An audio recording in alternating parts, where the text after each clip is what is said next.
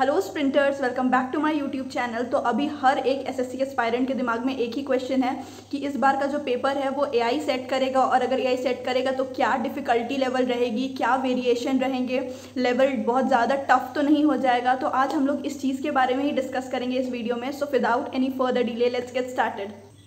सो 2 दिन पहले ही क्यूबेशन कंसल्टेंसी ने एक पोस्ट किया था जिसमें उन्होंने लिखा कि proud to partner with the staff selection commission in launching India's first AI powered leak proof exam system.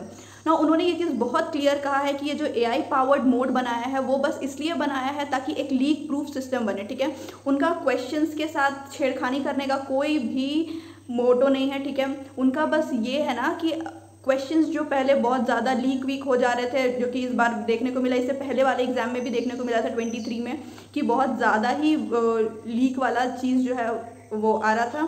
तो इस चीज़ को कंट्रोल करने के लिए ना उन्होंने ये एआई पावर्ड मोड इनेबल किया है। ठीक है, और उन्होंने ये चीज़ क्लियरली मेंशन किया है ना कि that is built on zero trust technology, the solution enable real time question paper generation with advanced encryption and end to end digital validation।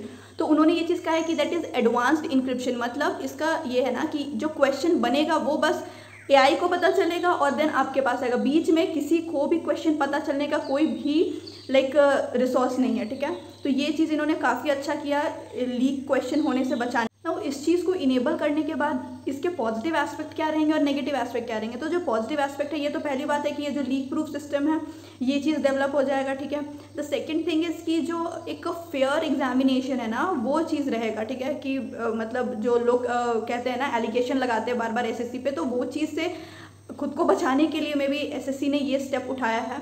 And लेकिन इसके साथ में इसका नेगेटिव एस्पेक्ट भी है। तो नेगेटिव एस्पेक्ट तो ये है कि अगर इस चीज़ पे पूरा डिपेंडेंसी हो गया तो फिर तो आप सोचो कि आपका जो फ्यूचर है, बस जो एग्ज़ाम आपका फ्यूचर डिसाइड कर रहा है वो किस पे डिपेंडेंट है, टोटली एआई पे। तो ये चीज़ एक नेगेटिव फैक्टर हो सकती है। बट जहाँ तक अभी इतना टेक्नोलॉजी हम लोग का एडवांस हुआ नहीं है कि ये टोटली एआई पे हम लोग डिपेंडेंट हो जाए, तो ये बस एआई को एज अ फिल्टर यूज़ करेंगे। अब जो क्वेश्चन है ना ये है कि क्या इस बार से ही ये चीज़ सीजीएल का एग्जाम जो होने वाला है उसमें ही ये चीज़ इनेबल होगा या नहीं होगा। तो देखो, अभी तक एसएससी के ऑफिशियल वेबसाइट में कोई भी नोटिफिकेशन नहीं आया है इस चीज़ के रिगार्डिंग।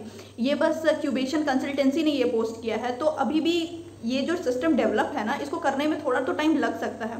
तो देयर आर स्लाइटेस्ट चांस कि आपका इस बार का जो पेपर है वो एआई इनेबल्ड हो, और अगर होता भी है तो आई डोंट थिंक सो कि फर्स्ट शिफ्ट से ही हो जाएगा। 1-2 एग्जाम होने के बाद ही ये जो एआई मोड है वो इनेबल होगा।